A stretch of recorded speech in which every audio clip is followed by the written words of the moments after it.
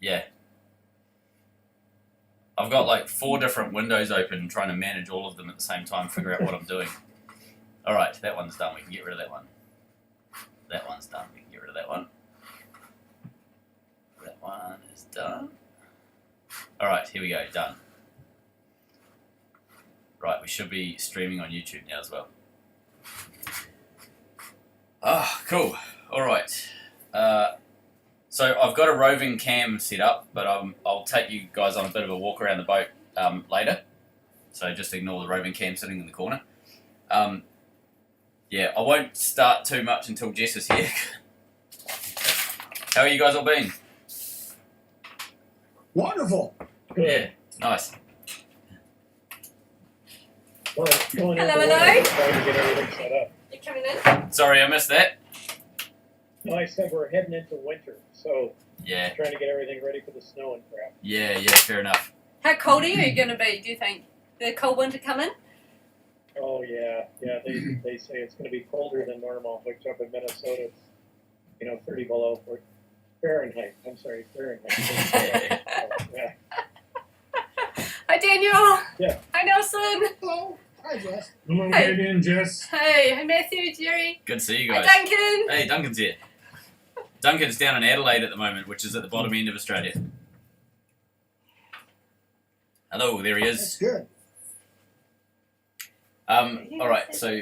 Oh, nice. So Mickey and Rob on YouTube. Cool. So we've got YouTube comments over there. Oh, lovely. Oh, you're And then- organised. Yeah, and this is... Hi, Mickey and Rob. We're organised. It's good. Gosh, it's been so busy. It's been crazy busy. Yeah. Hi, Donald. I don't know if they can hear you guys while they're connecting to audio. I don't know if how that works. There they go. Alright. I love the name. Yeah, Warrior of the Clan. Hey, Donald, how you going? Alright, so... I want you. Sorry for your monitor. It can see me. Yeah. It's neat. We've had a crazy busy month or so. It feels like it's been ages since we caught up, but man, We should wait a couple of minutes so we are early. Oh, are we early? Yeah. What is this one? Yeah, it's just a couple of minutes. 14:59 here. Ah, here we are really. Ah! 1 minute. T minus 1 minute. And counting. Yeah. And counting, yeah. Guidance is on internal systems. We've had Diederick and Rebecca here for almost a week. Yeah. Yeah. 1500. Sequence. We've got a Canadana. We labelled up some time. electrical circuits, and I'm thinking, Donald, you're probably going to have a meltdown when you see some of the labels because they're about as non-Navy as you can get. Well, I'm not Navy. I just figure the boys who've been doing it for a couple hundred years know what they're doing. The guys were talking this morning about not calling the galley, but calling it the kitchen just to annoy people. Hey, kitchen's fine with me as long as everybody knows what they're talking about. Yeah. Yeah. Now, if you got a big red switch that's going to self-destruct, make sure the scuttling charges are attached. With a very small label, don't press the red button. Yeah. Duncan's saying he's got There's a big sign limited says, don't press the red button. All right. When I went to boot camp, everything had, this is a stanchion, this is the overhead, this is the deck, this is the head. It was hilarious. Yeah. Yeah. Hi, Yeah, I Wayne. know about that. Come on, it's the ceiling. Yeah. Hi, Or Paul. if you're in New Zealand and Hello. you're calling it a deck Good head. things. Yeah. What's that? If you're in New Calling it a Zealand deck? and if you're in New Zealand and you're calling the ceiling a deck head, technically you're accurate, but you're also offensive. Yeah. Yeah. It's the Navy, you know, what can you do? Yeah. There's some problems with Kiwi accent. Yeah. Yeah. So, the month that's been's been pretty full on. What have we done? We've had Diederick and Rebecca here for about just under a week, and we've been focusing on electric. So you can sort of see there's cables and stuff running along the roof behind me. For the last probably 3-4 years, Brupeg has been accumulating overhead power lines, which is basically extension cords zip tied to the roof, and 4 connectors, and we've got very good at load shedding. So, when you put too much stuff on, we're running around, we know exactly which 4 connector we have to reset and all that sort of stuff. So that's actually all over now. But we had a moment, was it yesterday? No, day before yesterday, we had a moment where all the extension cords were on the floor at the same time, and it was a heaped pile. We've done a little video so everyone can see the chaos. How have we been living? But unbelievable. These guys are just incredible. Rebecca works with Diederick, her partner, and they're just like a machine. Each room they just went through and just laid wires, and it's so beautiful. I'm gobsmacked actually. What would have taken me probably 3 weeks to do myself, they did in like 3-4 days. Hi, Peter. Yeah, amazing. Beautiful. Yeah, and he's so knowledgeable. He's really, really fast and thinks outside the box, literally. But no, it's elegant and it's beautiful. So we're just finishing the engine room today, are we? Yeah, so today we're just doing the last couple of circuits. We're putting some power into the wheelhouse and wiring up the engine room. So the engine room's already run. All the cabling and stuff's already done. But it was never connected to a power board. So today we'll do a walk through the engine room, refresh ourselves with what's been done, make sure it's safe, and then we'll plug some power into it at the other end. So that means that every time we're doing welding or whatever in the engine room, I have to basically feed extension cords down the engine vents to try and actually get some power into that room. So now I'll be able to plug the welder in, anywhere in that room pretty much and be fine. So that's going to be quite nice.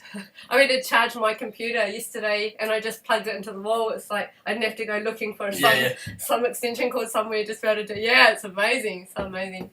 And Duncan was there when we powered it up for the first time. Yeah, it was cool. Yeah. On video, it was so neat. So it's beautiful. Yeah. Sort of unexpected that it was so much got done. Yeah. Yeah, we were thinking it would be a lot slower, but it's brilliant. Yeah.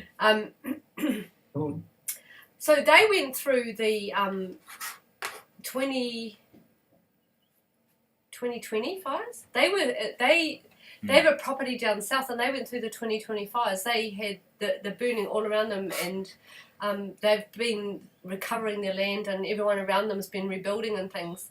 And it's amazing to hear what they've been saying about it. And they've got some footage, and I'm going to put it on the next episode just to show you what they went through. But it's amazing. So they're really into helping the wildlife come back, and they were looking after a lot of the wildlife that were injured at the time. Yeah. The community where they were pulled together. So it's amazing. Yeah. And since then as well, Dee's made his property more and more off grid as well. So he's got solar batteries, genset, etc. So the house itself is sort of getting more and more self-contained. Yeah. Hey, Matt. Hey. And that's what when Diederick got in touch with us, he did a little video of his setup, and it was so beautiful, just amazing. So he's using Victron. Yeah, Victron gear and so on. Yeah. So Duncan, Diederick, and Dame have been working together to sort out the system. So we think we've got it sussed to it. Yeah. It's ongoing, isn't it? Yeah. Yeah.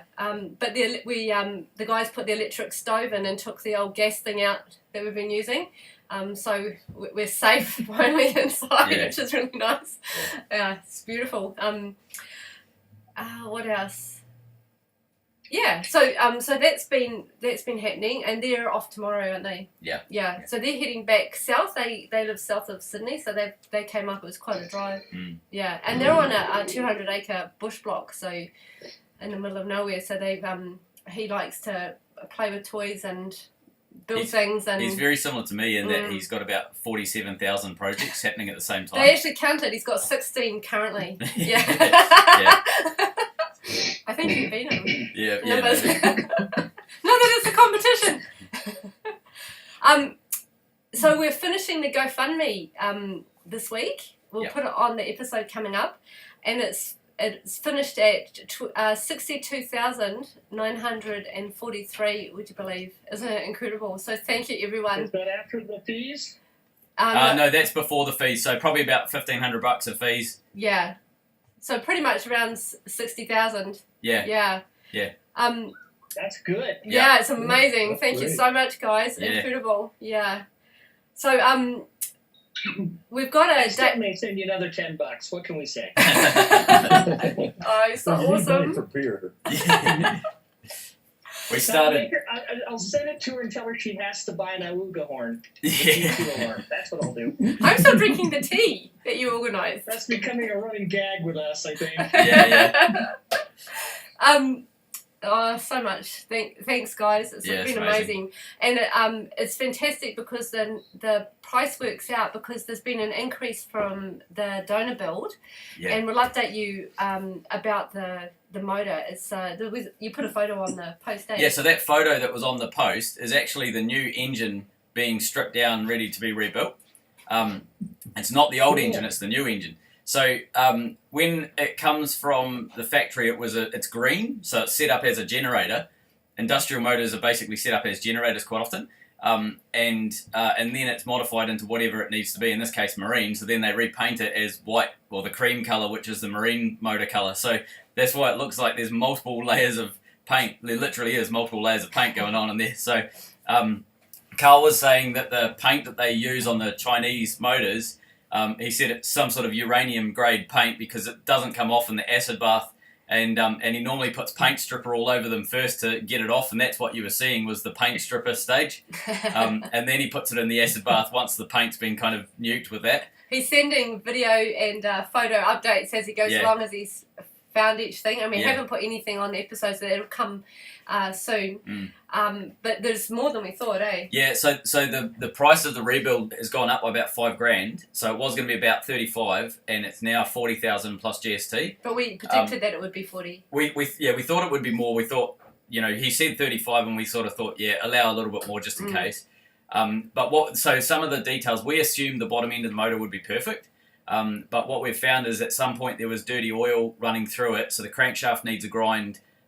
There wasn't coolant running the engine for a long time, so not that it matters, but the liners are completely stuffed. Like they've got pinhole corrosion in them. But what does matter is that the where the liner seats on the block, at the top of the block, there's crevice corrosion around every cylinder around where it seats. So we can't just put new liners in. We have to bore the block out slightly, and bore the liner landing out slightly, so we get oversized liners and we put those in to deal with it. So a bit more machining than we thought. Like we knew that we were going to have to do like some machining on the block, like skimming the top of it and a few other bits and stuff. But now we actually have to bore the block a little bit.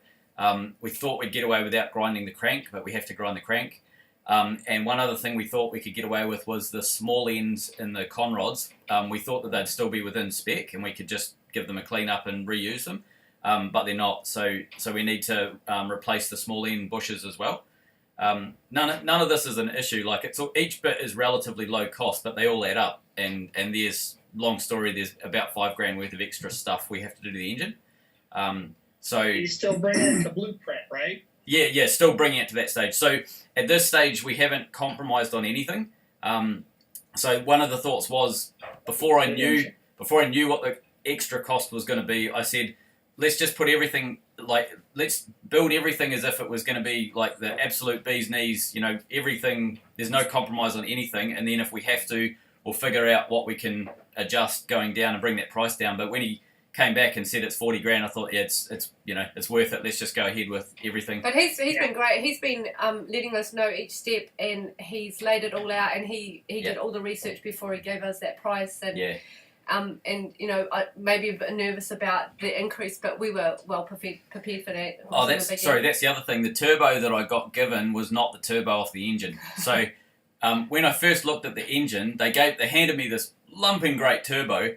And immediately I thought, that seems big. It turns out it was off a K19, which is the next series up engine. So it was a stonking great big turbo. And I said, no, maybe we find a smaller one. That's not the right one. So they found one, and we think it's the right one for the engine, but they'd taken the exhaust housing off at some point, and then he just found a random exhaust housing and gave me that. So they have a lot of motors. So it's missed the match where they were. So the exhaust housing it doesn't fit the turbo that I've got. We're trying to buy a new exhaust housing, and we'll rebuild that turbo, and if we can't, we'll buy a whole new turbo. So that $40,000 is buying a whole new turbo, and so the price may come down if we're able to do that, but there's if we can't, we can't. Either way, $40,000 for a dependable main engine like that. Yeah. As long as you keep that oil clean and keep that air cleaner clean so that you're getting clean air, Yeah. that thing will run for a very long time. Yeah. But I stress now and forever, check that oil. Yeah. You know how to check a diesel's oil, I'm sure. Yeah, well, it was checking the oil that caused all of this problem, Donald. Had we not checked the oil, we would have started the other engine. It would have been fine. Yeah. We would have got at least a couple of meters. Yeah. But wait, there's more. There's a bit more. Yeah. That 40 grand includes him already having it ready to run on veggie oil. So it's going to be dynoed, engine dynoed. To diesel and oil. Yeah, diesel and oil. Is it amazing? 40 grand. Yeah. Cool. It's incredible. Yes. So he's so into the veggie oil thing. He's just amazing. And so the cool thing about it being on the dyno is there's no more subjectivity. You know, we'll Yeah. know exactly how much horsepower and torque we're getting from diesel, and exactly how much horsepower and torque and fuel burn, etc. we're getting from oil. So yeah, like. And anything that goes wrong from that point is our fault. Yeah. Yeah. Yeah. Completely. We're completely responsible. Yeah. Yeah. But also, Carl said he spends about 3 to 4 hours on the dyno. So he was saying that by the time he's finished, the motor's practically run in. He said you don't have to do much of a run in. Yeah, I was so after surprised when you told me that it's literally Yeah. run in. Yeah, I was assuming that we were going to have at least 150 hours or some sort of number of sort of restricted use. But he was saying that once he's finished, it's about 80% run in. It's practically finished. So you can do jump straight away. Pretty much rally drive straight away. Cool. Yep. Excellent. Yep. And he'll give you the top of the green for both veggie oil and diesel. Yeah. So actually, I'll just touch on that. So we had a meeting. Carl and myself had a meeting. Okay, I'll go back a step. In order to run veggie oil, you can either build it yourself or you can buy kits that do it. And we're looking at a German kit called Biotech. And I know these guys from years and years ago. It's a long story, but I spoke to these guys years ago about doing this with the engine. Because we did a lot of research to even see if it was possible in the beginning. And these guys, I would say, are pretty much hands down the best in the world at what they do. They've been doing veggie oil conversions for 20 years, but it's not. They've been tinkering with old diesels. They've been doing it with brand new Euro 6 emission standards trucks, Euro 5 standard trucks, etc. in Germany. And they've got around 4,000 trucks and generators and stationary motors and things like that running with their system right now on veggie oil, including a massive power generation unit in Italy. And they were saying that I think it was something like 4 megawatt diesel generators, and there's about 6 of them stacked up in the row. So it's huge engines running on veggie oil. So these guys absolutely know their stuff. And we've been working with. So Duncan and I had a conversation with these guys in the early days. About can we integrate that system into the boat monitoring system and so on, and that was basically ticked off as yes. And then Carl and I had another meeting with these guys to find out, okay, now that we're pulling the motor apart, we have the option to change things internally in the motor. Can we modify something so that it's actually better suited to veggie oil? Because you guys were thinking about we're looking doing at some things. We've got the option to change compression ratio, cam timing, injection timing potentially. We've got the option to change injectors, so you can get different, the nozzles for the injectors, you can get 11 holes or 9 holes, and they both flow the same, but they have different spray patterns. So we're looking at, and we're looking, okay, well, the characteristics of burning oil, are we better off to change injectors? And we're like literally going through every part of the engine to figure out, can we set it up to be better for oil?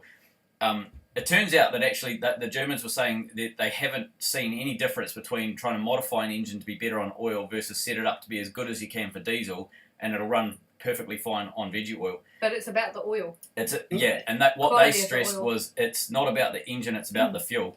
So they said, and this is where it comes into a transition fuel for us. So our original thought was running waste cooking oil. The trouble with it versus something like, say, biodiesel or virgin cooking oil. The trouble with running waste cooking oil is it's been heated up, and when it gets hot, it gets polymers and something else. Triglycerides. Is that what you said? No, that's the Triglycerides. So they were saying basically when you put olive oil in a pan and you cook with it, the middle's still liquid. That bit's okay, but around the edge where it gets burnt and goes black, that's your polymers. And they were saying if you imagine that going through your injectors, you're going to have bits of polymers going through, and that destroys your injectors. But they said not only that, it cokes up on the injectors. But he said, because Carl and I said, well, why don't we just factor in every so many hours we replace the injectors? It's still cheaper running on that fuel, even if we replace injectors. And they said the trouble with that is every part of the fuel system will have the same problem. Your fuel pump will have it, your piston rings will have it. So anywhere that there's connection to fuel, you're going to have that polymer buildup. So they said you have to solve the fuel problem, not try and butcher your way through it. I was like, okay, cool. How do we do that? And they said you either need to take the polymers out, which is convert the oil, the waste cooking oil, to biodiesel with methanol and take the glycerin out and all that sort of stuff, or you need to run virgin cooking oil. So cold pressed virgin cooking oil, basically you don't have any of those polymers because it hasn't got hot. So we didn't really want to do the virgin oil if we can help it, because it sort of defeats the purpose in our mind, but it's still an 85% carbon reduction over fossil fuel diesel. And there's no difference in power, there's no difference in engine longevity. They said the Germans said there should be absolutely no difference in engine life. You should, whatever your manufacturer says you'll get between rebuilds, you should still get that running on oil. There should be absolutely no difference. Amazing. And what's the difference in fuel cost?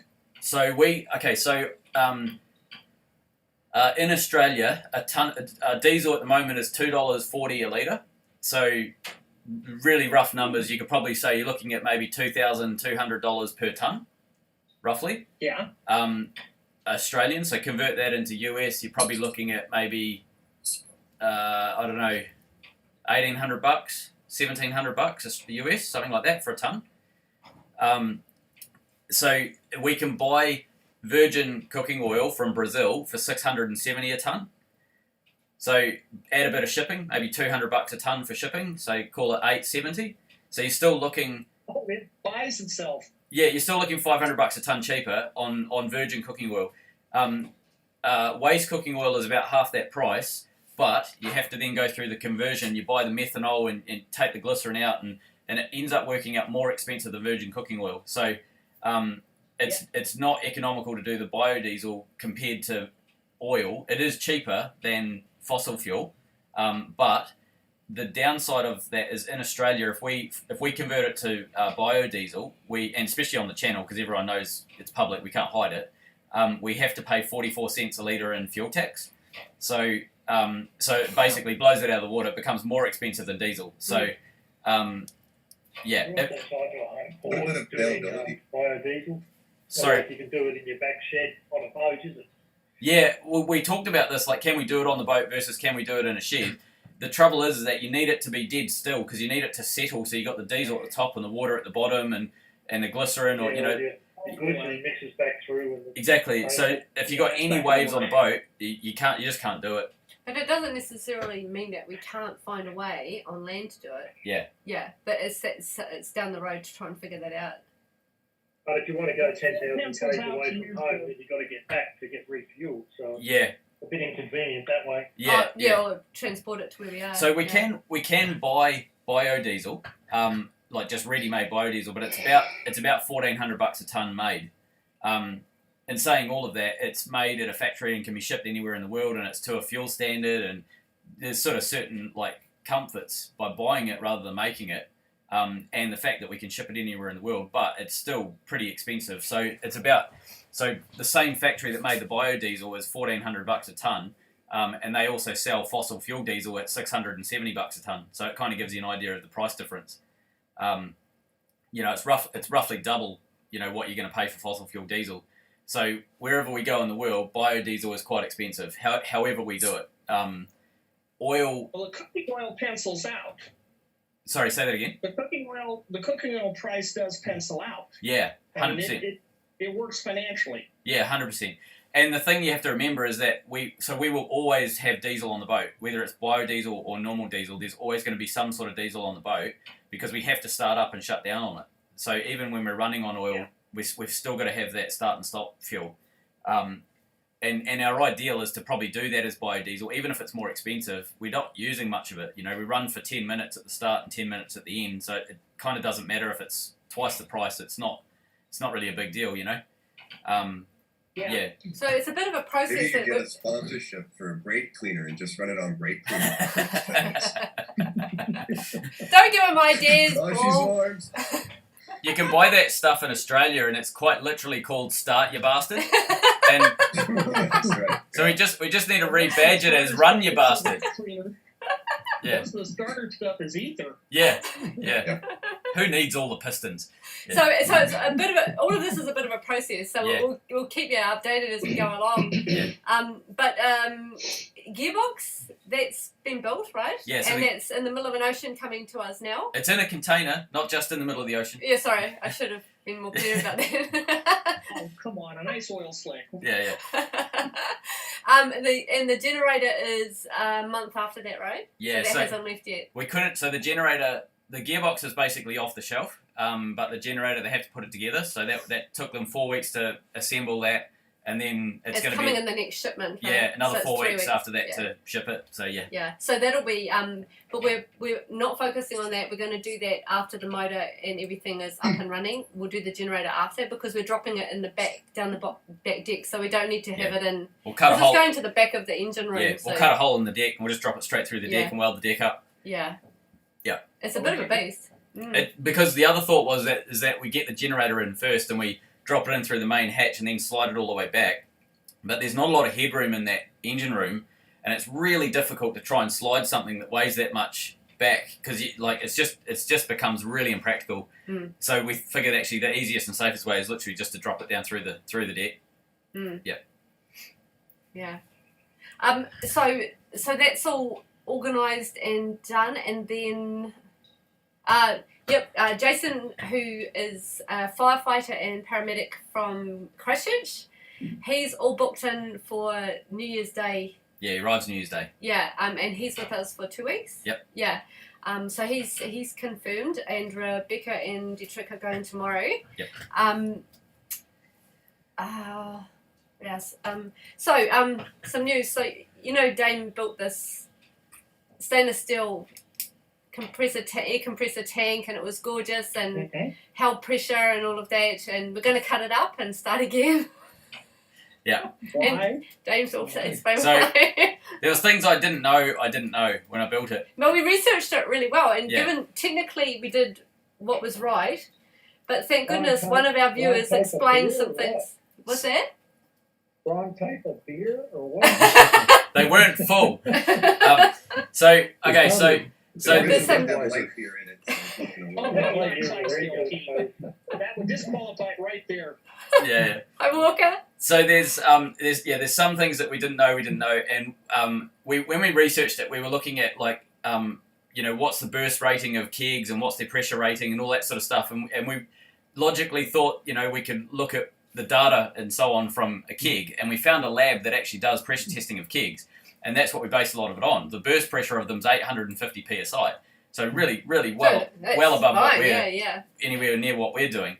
However, there was one comment. There was a lot of comments for and against the idea of the keg container, and there was a bit of aggro in some of the comments about how we did it and so on. But that's whatever. That's fine.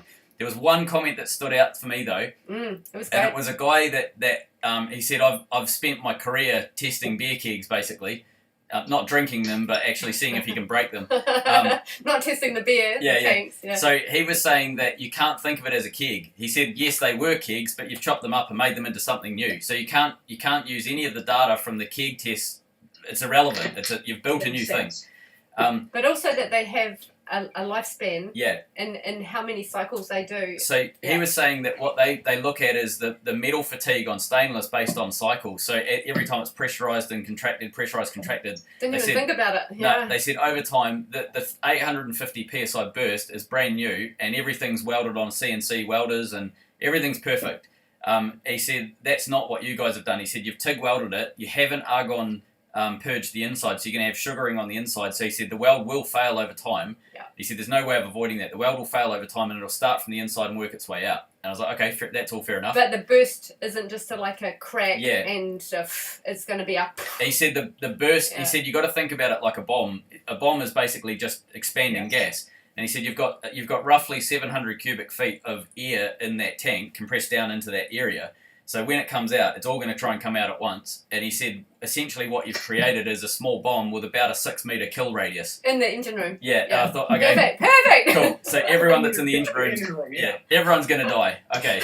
So it's being You tested decommissioned. that with air. I'm a diver. You don't test scuba tanks with air because they are a bomb if they fail. Yeah. Water is better. Yeah. And look, I didn't know about pressure testing with water. To be really honest, I didn't know anything about that. I also creeped up. I thought doing it safely. I thought I'll start at like 5-10 psi, find the holes. Okay, no holes, bit more. I thought that was a safe way of doing it. Didn't know what I didn't know. So So yes. that's out. Yeah. So we're gonna chop it up. We're gonna go with a different system. We've got an LPG propane tank. And again, I'm trying to avoid rust and corrosion and things like that. We've got an LPG propane tank that was on a truck, and it's actually about 5 tanks welded together. So it's a big flat, like oval sort of tank. It's hard to describe, but it makes sense when you see it. Aluminium. And it's about 10 millimeters thick. It's incredibly That's thick. fantastic. Yeah. And it holds, but it's not big, which is the problem. It holds 75 liters. But the original was 50, right? Yeah. Yeah. So it is an increase, but not enough. So the original tank was 50. This is 75, and because of the air starter, we need as much as we can get. The beauty with this tank is it's narrow and it fits in places that just we can't use for anything else. So we're going to put that tank in regardless as extra capacity.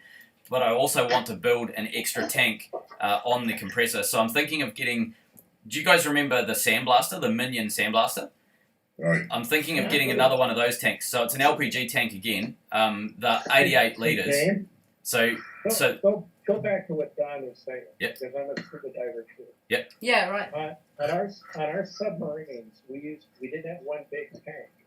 We had a series of smaller tanks spread out over the they're all linked together, but it allows you to use different spaces in the boat yeah. that you wouldn't normally lose, and then you charge it all from one point.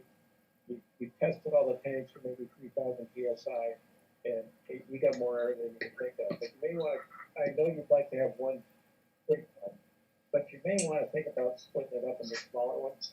That's what we were Yeah, thinking. that's- Exactly. Yeah. That's exactly what we came Yeah, I to. think Or there's you're I think there's a thinking real of something. advantage to having different ones as well, because if you're trying to start the boat and you're blowing it all off one tank, you've got another tank in reserve, Yeah. and you can literally throw a ball valve. Yeah. I mean, that's just like free starting time, because if you're not starting, you're probably in trouble. That's a great idea. Yeah, I never thought of that. Yeah. And it's just like, now you got 2 starts.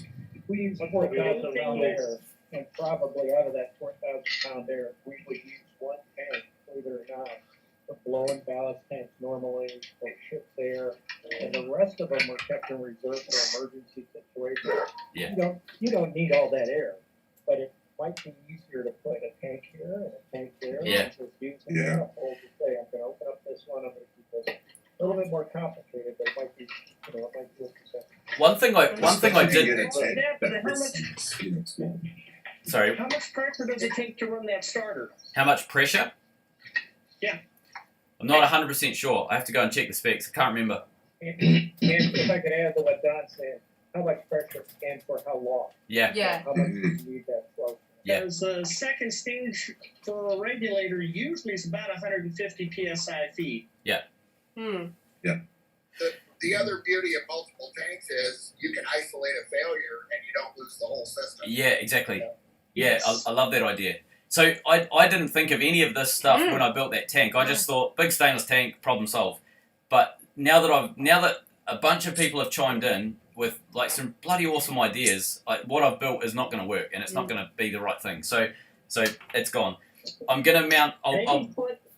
You used 80-foot aluminum scuba tank. You can probably pick up for less than $100 American. Yeah, one of the thoughts I had, I actually thought about scuba tanks as well because they're really strong. They're like, I don't need to bonify anything and I can just basically screw all the gear onto the bottom of them, mount them vertical because then the water will drain out. But one of the thoughts I had was I like the physical size of them, and I did actually think of stacking them around the side of the boat where on parts that are actually practically impossible to use for anything else. I thought about having them I don't vertical. know what it is down in Australia or New Zealand, but we have to hydro-architect in the U.S. every 5 years. And it's a quick process. You can almost take them into any dive shop and say, hey, you can hydro. So they may go off for a week. Pretty inexpensive. lot of fire extinguisher shops also can pressure test. Yeah, right. Because they got to pressure test the fire extinguishers too. So dive tanks are aluminium. Is that correct? Yeah, they're They come in steel or aluminum. right? Yeah. It's 3,000 pound aluminium. I'm sorry, I'm trying to use your term. Yeah. I think it's 2,500 pound steel. Yeah.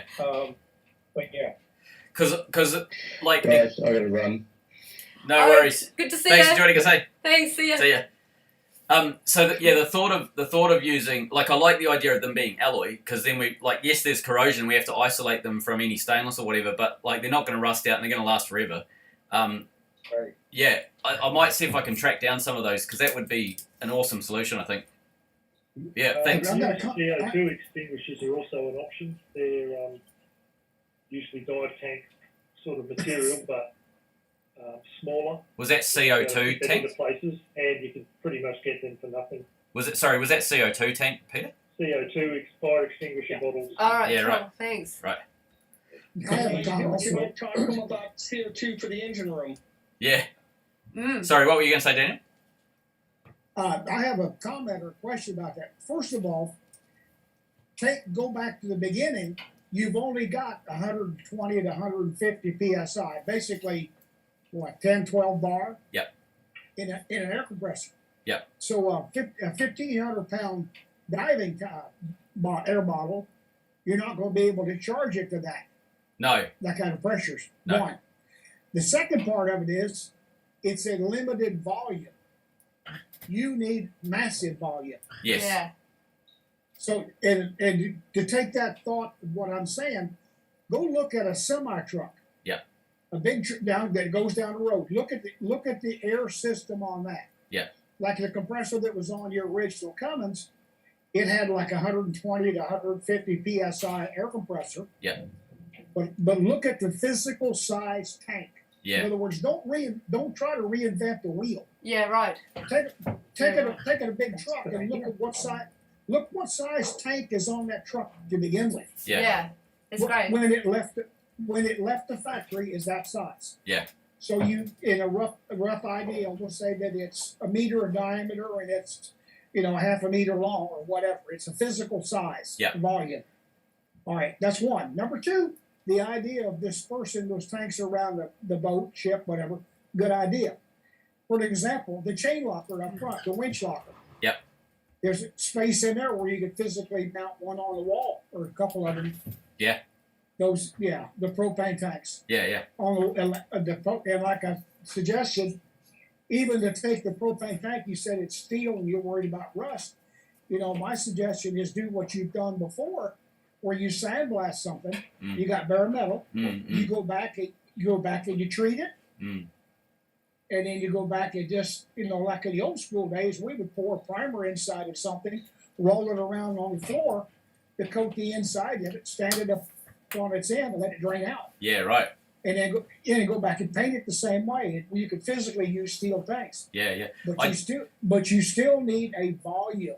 Yeah. Large volume. I thought about actually. After I sprayed the inside with Tectile, it still hasn't rusted. The thing's 20 years old now. Yeah, right. Right. I thought about galvanizing as well, because we got a really good galvanizer locally, and I thought about actually galvanizing a tank. I didn't know how that would affect it, like the zinc acting like an anode, or I didn't know if it was a good or a bad thing. But I've only literally just started reading up on that to see if it was an option. But yeah, I really like the idea of something that's like an oily something, or phosphoric acid, like you said, Daniel, or something. Yeah. If you take what you've done before, if you actually go back and put the phosphoric acid inside of a tank that's clean inside, roll it around, you would basically have treated it inside. Yeah.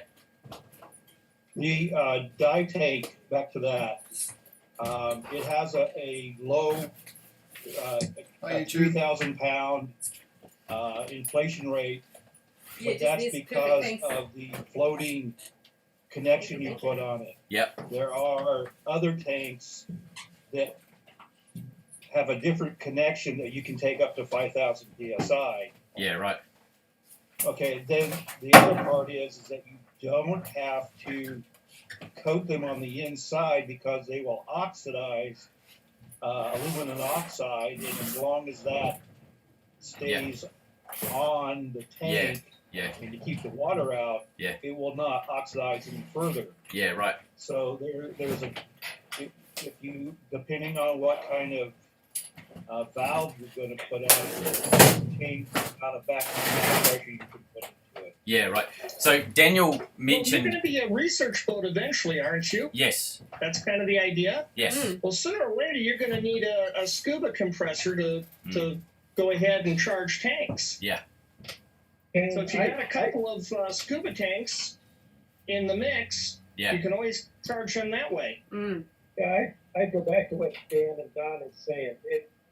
If I remember correctly, when you're pressurizing scuba tanks, you're taking a stage. You've got a multi-stage compressor. Yeah. You go from 1 to like 1,000 psi. I'm throwing out numbers there, but there's a series of compressions that go there, and it may be. I don't think they're that terribly expensive, but that's another piece of gear you got to find a place for. That was one of my. Hi, Dennis. Hey. That was one of my other thoughts. I wouldn't put it in the engine room just because you don't want it around anything that's got oil, and you want a good filter system on it. Yeah. One of my people die if you don't. One of my thoughts was instead of like trying to increase physical space, increase pressure. I did ponder the idea of that, and I found a 2-stage. It was a V4 like piston arrangement, twin stage compressor, and it would take it up to 280 psi. So it's still nowhere near dive pressure, but it's well above what you'd normally have on a regular old air compressor. And I was sort of thinking, like, I mean, that's like 2.8 times or 2 times at least, you know, the amount of volume jammed into the same space. So it was another idea. Yeah, you don't have to put 3,000 psi. No. Pick something and put it in. Yeah, right. And you can do the math and figure out how much you need. Yeah.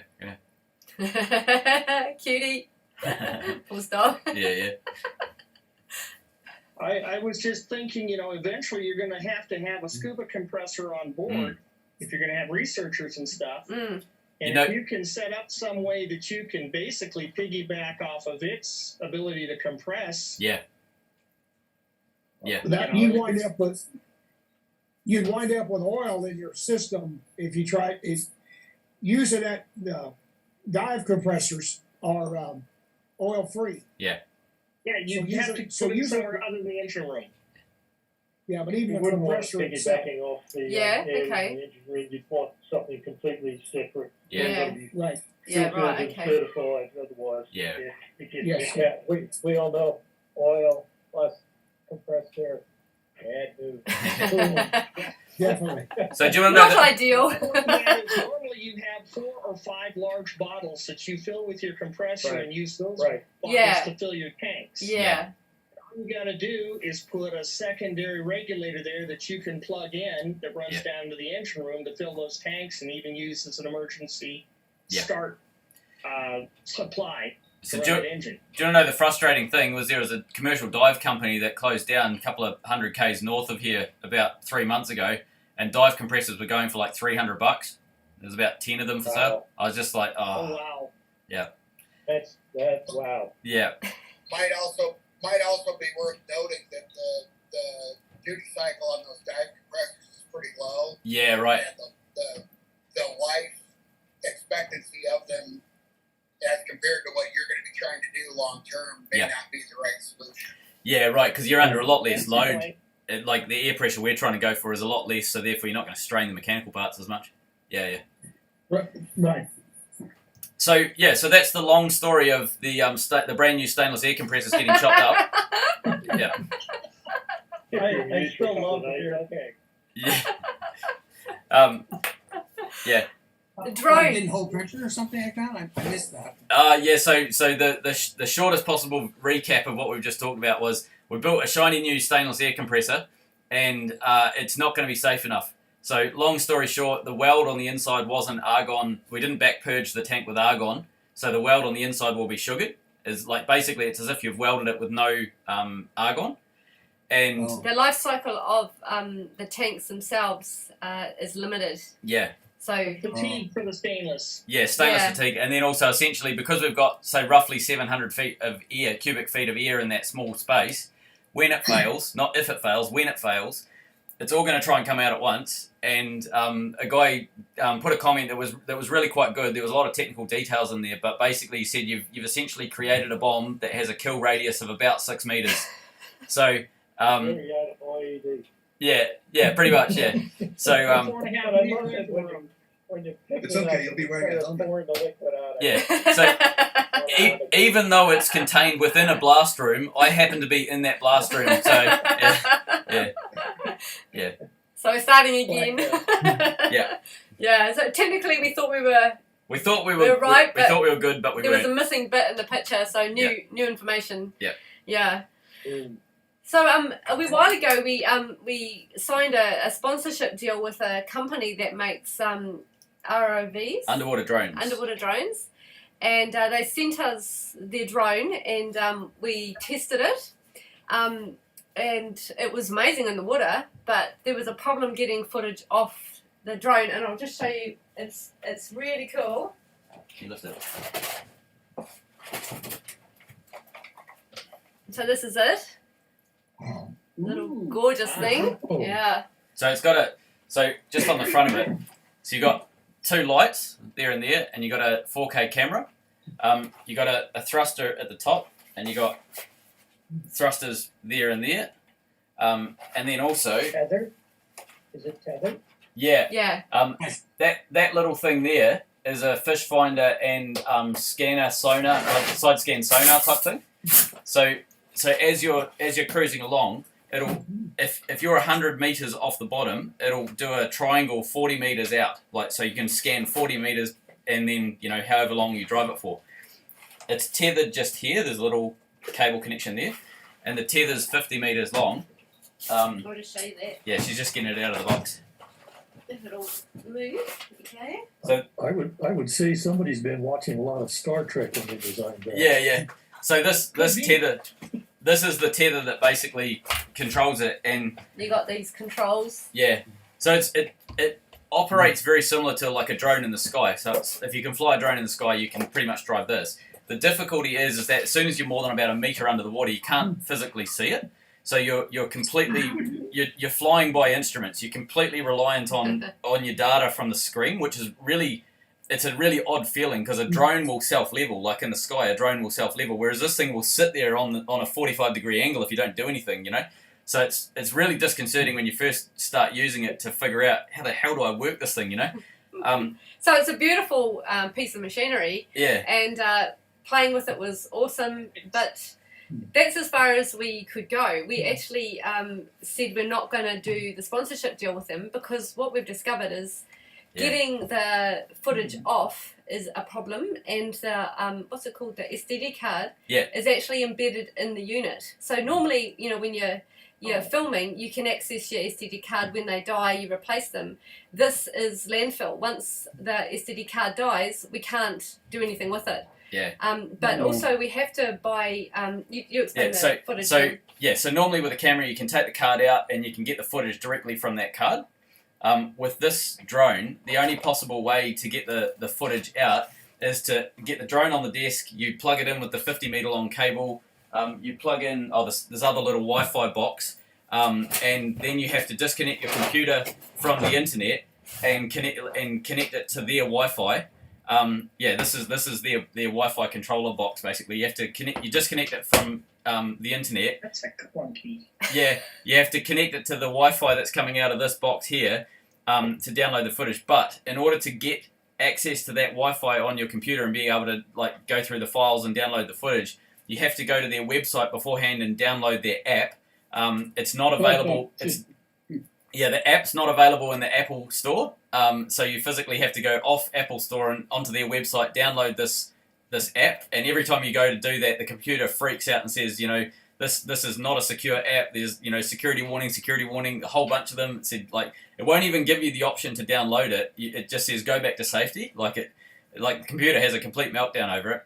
And also you can only film in 5-minute blocks. You have to do that whole process for every 5-minute bit of footage. So basically, if we said that, if we said that we were going to stand behind this, we're bullshitting. And we'd be out of integrity. So I don't think they were used to someone coming back and saying, no thanks. Yeah. And they said, okay, well, keep it, whatever, that's fine. They were hoping we'd do something, but... We keep saying, like, we want to send it back, like, what's the return address? They said, no, it's all fine. And they're like, no, we've sent it to you, we've spent a we lot of money. We can't use it. Yeah, so, they said, we've spent a lot of money getting it to you. Are you sure you can't just give us something? We're like, we're not recommending this. You don't want us to recommend this. Yes. We can only do a very negative review, and we don't want to do that. Yeah.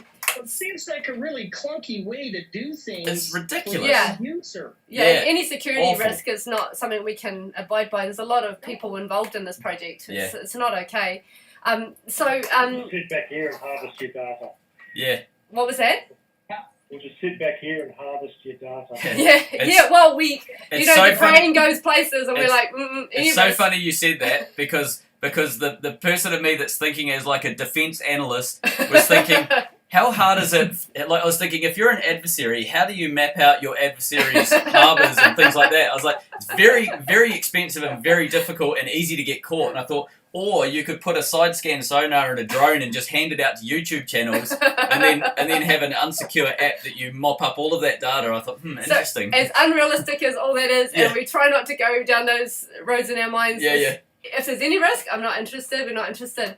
So we were talking to the guys last night and saying, oh, that's a shame. We can't even get the footage off it, and it's beautiful to use in the water. And then Rebecca said, why can't you strap a GoPro to it? Yeah. Yeah, so we're going to do that. Yeah, so that's the plan. Nice piece of wall art. Yeah. Yes, this is kind of pretty. So our plan is. Remember we were trying to start it up originally? Yes. And you couldn't even see it without using a Android device? Yes. That's right, it couldn't go on anything but an Android, Android, that machine is only Android. Yeah, that's right, exactly. Yeah, that's right, yeah. You were here when we were doing that. Yeah. Yeah, so it's going to be a transport system for... if you use Apple, if you're making something like that, you should be making a version that runs it that'll work with Apple, because your end user's going to use one or the other generally. Yeah, you can. They have an app for it in the App Store. Like you can download an Apple app. Like we've got Apple phones, and you can download an Apple app, but it will not connect to an Apple phone, but it connects piece of cake to Android. So anyway. So we thought we'd share it with you. It's not always a positive thing, the sponsorship thing, and how we. Good decision. Yeah. Okay. Cool. Thanks. Yeah. Thanks. Any risk is not worth the risk. Yeah. But then the flip side is Rebecca's suggestion of strap a we'll strap it on. Strap a GoPro onto the front of it. And it can go 30 meters, right? Drive it round as if we're using it. And a little transport system for the GoPro. Well, there's that. The other thing is, if you're making something like that, you've got to make it so the end user can use it, or why bother? And it seems like they haven't. No. It's weird, isn't it? Yeah, it's antiquated. Did you say something, Daniel? Yes, I was going to make a comment. Is there someone that could actually take and use the umbilical cord to send the signal directly from there back to you on board ship, where you can actually download it remotely I pondered that. Yeah, so I'm sure there's someone that would be able to figure that out. It's way above my technical capabilities. So we've got to find someone who can hack it? Yeah, basically. Excellent fun. Yeah, my technical capabilities stop at posting it to them. Yeah. Mine too. Yeah. So anyway, so we have almost have a drone. Almost have a drone. Yeah. Did you already talk about how the engine is doing down there in the rebuild department? Yes. Well, we've got some good news and bad news, actually. And we were talking to Duncan yesterday about the bad news. And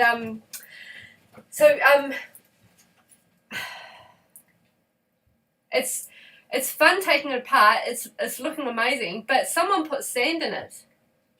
This is the motor that came out of our boat. The original engine that came out of Brupeg. Yeah, we weren't going to say anything, but we thought it's really interesting. We know who it was. We're absolutely not going to identify anybody. We're not going to say anything incriminating, but we're simply saying it from the point of view of this happened to the motor. Yeah. So that you guys are aware of what we're dealing with in the background, but also from an engineering point of view, it's very interesting as to what happens when the motor has something like that happen, and like what damage occurs and how do you repair it and all that sort of stuff. So I've just blindsided you. So someone sabotaged the motor, and which one? The original motor, yeah. and we don't want to go into a big drama about it, but it's really interesting that it happened and how we feel about it. And you won't be able to figure out who it is, and everyone's minds goes to who is it, because Is that after she was raised, or Yeah, so after she was raised? yeah, so the motor. No, this was when it was inside the boat. No. So the motor, after the boat was raised out of the water, we fitted the engine that Duncan, Dennis, and myself pulled out of the engine room. That the original 855 Cummins. It was that motor that was sabotaged. Yeah. So, so can you still use parts off of it, or even the parts there? Yeah, no, the parts are going down. Damien's going to take the parts that we can use off it. He talked to Carl, and Carl's keen on grabbing some of the parts. We thought we'd be scrapping most of it, but he's going to use pretty much the block and the sump and so some parts of that engine are valuable, and some parts there's 50 million of them sitting in every other paddock. So we're going to scrap probably most of it, but it looks like the block, the crank, and a couple of little fittings very specific to that engine are hard to get hold of. And the sump, you also sump? Yeah, so sorry, the sump, the block, the crank, and a couple of little things. So I'm going to take those down to Brisbane, but I'm going to time it for when all of the parts have come back from the machine shop, when we've got all the new bits there, and we'll do a walkthrough of the new engine. I'll hopefully be able to film that, and we'll be able to sort of see what the new engine's going to be when we start assembling. So I'll hopefully be able to time that for probably about a month, roughly. Carl has asked for some privacy in his workshop, so any filming, he's where we're using anything that he films and gives to us. Yeah. And this, if you do filming, it'll be within some parameters, so you're not going to see everything. Yeah. But it'd be good to go down and get an eyeball on it, eh? Yeah. So we're finishing off breaking that down tomorrow, probably, aren't we? Yeah. Yeah. And then you'll go down when he gives you the okay to go down. Yeah. So amazing things can happen, and there's people who. So just so you know, when people come and be on board with us, it's whether they give permission to be on camera, whether we film them. So there's people who are on board that you would never know they have been on board, and the work that they've done goes unnoticed really in the YouTube world, but we always acknowledge them in the background. So things happen behind the scenes, and this looks like it's happened behind the scenes, and we had no idea. So we've had amazing support from Duncan and from the guys and one or two other people we've talked to, and we're cool, and we're excited about showing you some of what happens when that happens to a motor. So it's very interesting. It only ran for 10 minutes, less than 10 minutes. Yeah, it didn't run for long. So so it's interesting. But what's really great is that we didn't think that Carl could use much of it, and he's able to grab a bit of it, which is really cool. So interestingly, Dame and I have our wedding anniversary. 17 years next week. And we hardly thank you. We hardly ever celebrate it because we're both very practical, and it's way too much. But this year we've got a theme that's corn and cheese, very corny and very cheesy. So we're going full on romance. Actually, I just had a thought. So when we went on our honeymoon, how many years? 17. When we went on our honeymoon, 17. I married him when he was 22. He was a spring chicken. Go get her at least one red rose, preferably a dozen. Do you need flowers, darling? I've done that already. Yeah, I don't need flowers. It's okay, Donald. It's fine. At least get her a new set of sockets, right? Yeah. That's what I was going to say. Yeah. No tools allowed for gifts. Just one single 10 mil, preferably a dozen. There you go. I don't need another grinder, darling. So can I tell you a funny story? When we first got married, and we went on this honeymoon and everything, and after half a week of it, we were bored out of our minds because we went to this really remote batch and we were bored out of our minds. We came back and decided to buy a boat. So we did that. We bought a boat, and it was this 12-foot wooden dinghy. It was a rundown wooden dinghy, and then Jess basically restored the whole thing, and it was pristine and amazing at the end of it. Yeah. So our 17-year wedding anniversary's come up, and coincidentally, we've just bought another boat. We found a little rowboat because I want backup on the backup for transporting people around and getting on and off the boat.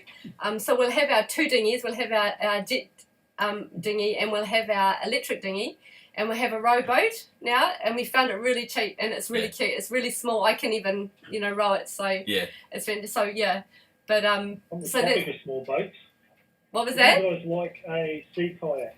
Yeah. Yes. And we want to get a couple of sea kayaks as well, so that people can come on and off, and at will. Yeah. Back up for transport. Our plan is to have say 2 sea kayaks and 2 to 3 dinghies. Also shells. Eh? Well, I've got a 5-metre sea kayak gathering dust in my shed if you want it. Oh, bloody hell! We that wouldn't would say be no to that. amazing. Yes, please. How Does it come with limpets? limpet mines or Comes You with people wheels. got it. 17 years. Congratulations. Thank you. Thanks. Thank you. Peter? Can I ask you to send us an email and I'll talk to you offline and we'll figure out how we go about getting it on the boat and all that sort of stuff. Yeah, no worries. I'll probably just drop it up. Oh yeah, sweet, Oh, that sounds perfect. awesome. Perfect. Yeah, I'm that'd just be out nice. of Brisbane. Oh, Ah, nice, perfect. easy. Brilliant. Yeah, it'll be good to get you up for a bit of a walk around the boat and everything as well. Yeah. Yeah, nice. Yeah. Nice. No worries. So the plan going forward is finishing the electrics. Yep. Next. Oh, Day. today and tomorrow the Yeah. electrics will be done. Big hole in the hull. Sorry, say that again, Donald. Any progress on your big hole in the hull? Bow. No. No, other than we're doing it. We're definitely doing it. The guy who was going to do it, he's just too busy. Yeah. It's interesting that a lot of people are looking for workers and they're just not finding qualified workers. We think it's a combination of factors, but COVID's definitely played into that. And companies that we thought would never close down around here have closed down because they can't find workers. So, yeah, he's got way too much on. He's well in demand. So we're a small little project. So we're gonna do it. We'll do it ourselves. Yeah. In fact, it might even be. Next to you that they had 3/4 of the back deck and hull gone. So. Yeah, they've got their first bulkhead in. I saw that the other day. Yeah. So they've basically given them a year to get that boat seaworthy, which is a huge task. Yeah. And he's down on staff, so he's one working. of his staff just left as well. Wow. So Yeah, no, he doesn't have time. Yeah, he doesn't no, have time. no, Yeah. not for us. Yeah, so Um, we're gonna do it. We're not gonna be able to find anyone else to do it. It might even be that me and Jason, when Jason gets here in New Year's, it might even be me and Jason do that. Because I'm going to be busy with engine stuff and whatever. And Yeah, it's a welding. really physical job. It's really surprising how physical it is. Yeah. Actually, yeah. The other one really hurt your back, didn't it? Yeah, because you got to swing that sledgehammer for every inch on those panels. You're really manhandling the panels in. Yeah. If I were there, I could swing the sledge from you. If I am there at that time, I will swing the sledge for you. Yeah, that's right. Yeah, that's right. Like anytime, February, 2-week period, February, March, you can kind of pick that anywhere in that 8 weeks, and I'm good to go. Ah, nice. Yeah, that'd be awesome. So Paul's coming over for those that haven't. We'll get in touch with you this week, okay? And we'll Yeah, that'd be brilliant. We'll sort Yeah, something sounds out. great. Yeah, great. But I also want to know what to bring, like sanding discs and all the consumables and welding rods and stuff like that. Yeah, Figure out how to get them to New Zealand and then to Australia. Yeah. Brilliant. Thank you. Oh, lovely. That's awesome. That's exciting. Yeah. So We'll see Peter soon. We'll see Paul soon. Yep. Yeah. Sorry, Daniel. I have a question, comment. Were you using a dog to level the plates up with? Have you thought about using a large bolt or screw and winding it in. and a fine threaded one? Which has will generate a lot greater force. Yeah. And go that way. I have thought of that. And I've done that once, actually. It was a smaller panel that didn't have as much curve, and what I actually used was a G-clamp that had the end of it cut off, so I could weld it onto the boat, and then it would hang over the side and I could wind it in. Right. In my experience, it works really well on plates that don't have a huge amount of curve. Because that one has a real coarse threads. In other words, the pitch of it is real long. What I've found is it wasn't the thread that was the issue. It was ripping the steel that you weld it to. Like it literally pulls the surface of the steel off. If that makes sense. Too strong. Yeah. Does that make sense? It rips the weld. Yeah. Like you could do it. I think if you made like a right angle. Get rid of that. I think you could do it if you made a right angle mechanism, but you had a lot more of a weld area. Like what I had probably only had maybe an inch of weld on either side, and it wasn't enough. Okay. It would rip it off. So you could do it with more weld? Yeah, I think you could probably do it with more weld, yeah. Yeah, right. Yeah, okay. Yeah. But thanks. definitely it's a way that you can do it. I've seen them do that as well. Yeah. or to the point of you actually using a hydraulic jack. Yeah. That way you could just, it'd be a cumbersome bracket to put up there, but that way you just physically take the jack and push it in. Yeah. One of the beauties of the dog is that if you overlap it with your original plate and your new plate, it makes them flush. Like it's a simple method of making sure your alignment's spot on. Yeah. Yes. True.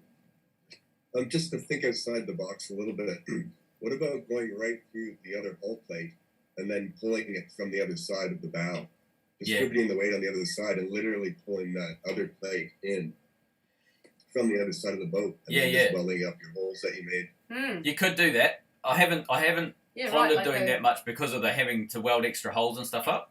But yeah, no, absolutely. I think if it was a plate that had a lot of curve and you're really struggling to move it, I think you could just do that and just wind the heck out of it and crank it in. Yeah. Yeah. That's good. Some options, when I was in EMT, we found that with a bottle jack and a come along, you could do things that was absolutely unbelievable. Yeah. As far as like drop a 600 kg engine. There's no evidence, honestly. Snigger. I'm not saying a thing. You had safety sandals on. You'll be fine. I almost made a safety sandal comment like 20 times. So many people did. I resisted. I was like, I'm not going to be that. Yeah. But maybe it was a camera angle thing, but pretty much every single time, safe, Dennis was like half a metre away from the motor, so if it dropped, it's not going to make any difference whether you had steel caps or not, but anyway. When you're looking at it, you could see that even if somebody breaks and it is under the wrong pressure, it's not going to land on it. Yeah. One way to go. Yeah. So we also, while the guys are here, Diederick and Rebecca do he's an electrician and they do solar installs as part of what they do. One of the things that they have is mapping software to do solar mapping for houses. And we mapped out how much solar we can get on the boat by binning the old rubbish panels that we've got now and using the highest efficiency newer panels that we can find. And they were between 510 watts per panel and 410 watts. There was a few variations. And we mapped out that we can get 4 kilowatts on the roof right now if we allow space for the jet dinghy. Or if we get rid of the jet dinghy off the roof, we can put 5 kilowatts on the back. And I think from memory we worked out we needed about 2 kilowatts to sustain our load. If we had 2 kilowatts constantly feeding, we'd be able to sustain our load on the boat. But it's 800 right now, isn't it? Yeah, right now. now. Measure it? 900 right 900, now. Yeah. So right now our panels are still putting out 900 watts, which, given that they're practically dead, one of them's got water inside of them, one of them's got little burn marks all through the cells, they're about as rubbish as you can get, and they're still putting out 900 watts, so that's pretty impressive. But yeah, so it looks like it's possible to get some quite big panels on that roof, and still have it all work the way that we need it, and generate plenty of power for the onboard systems.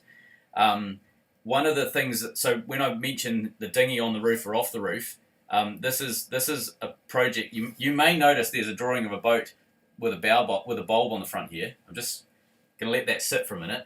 I have some plans in my head.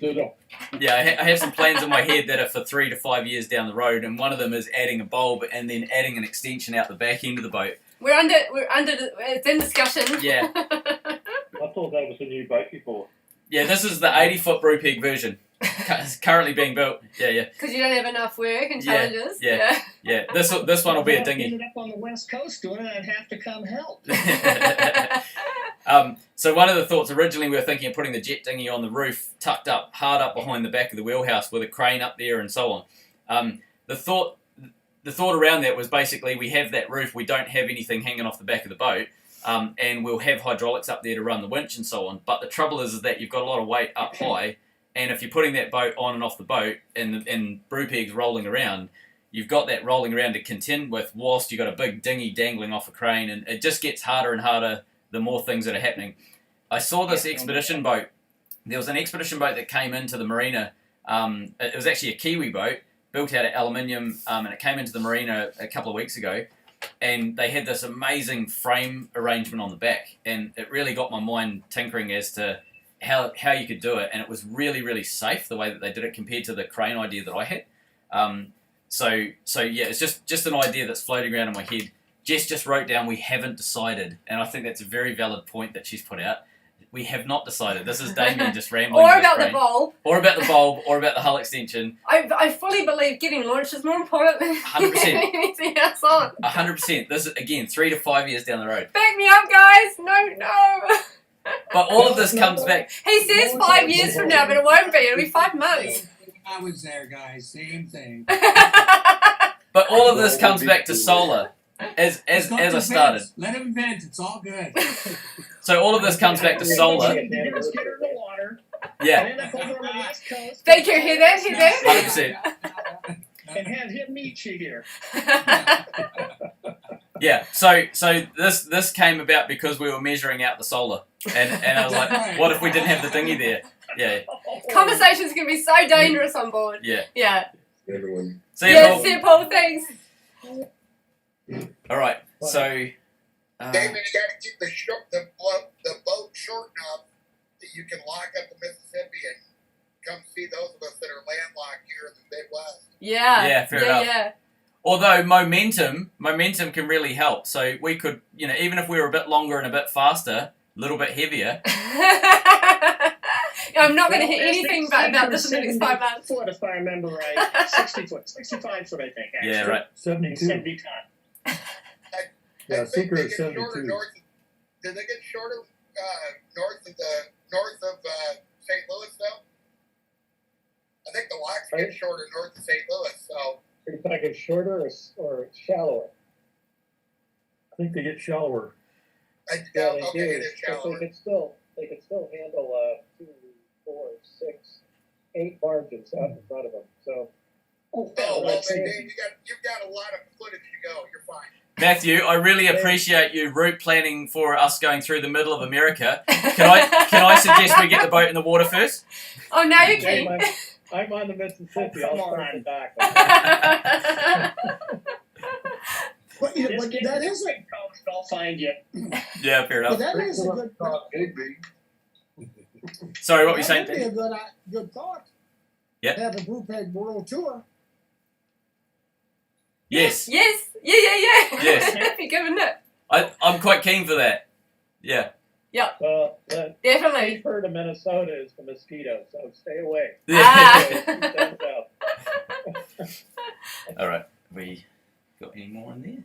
So busy times and busy times ahead. So we're just really still getting everything prepared for the motor and the gearbox arrival, right? Yep. And clearing out that other motor and I was going to plasma carrying on off. with launch jobs. I was going to plasma off and clean up those engine beds that are a bit daggy in the engine room, make them nice and tidy. But now that I don't have a compressor, that job is not happening until I've resolved that. Yeah, we keep saying we'll do this now, and then there's no compressor, so no, we can't do that one. So we've got to actually do the compressor. Yeah, so the compressor will be happening very soon. Soon, yeah.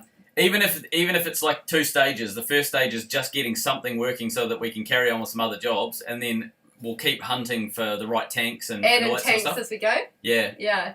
Yep. So that's the plan. We need to get a compressor running so that we can get this done. And we've got the electric motor for the get home motor. We don't have the gearbox, so we need to get a right angle gearbox for it. The motor needs to be vertical and the gearbox needs to be a right angle gearbox. Daniel and me are working with all the various bits on that. So I need to get the coupling off the main shaft so that I can get it machined so that we can fit a sprocket onto the coupling so that we can essentially drive the coupling with the electric motor. So that all needs to happen prior to the gearbox going in. So that is an urgent job for us to get that coupling off.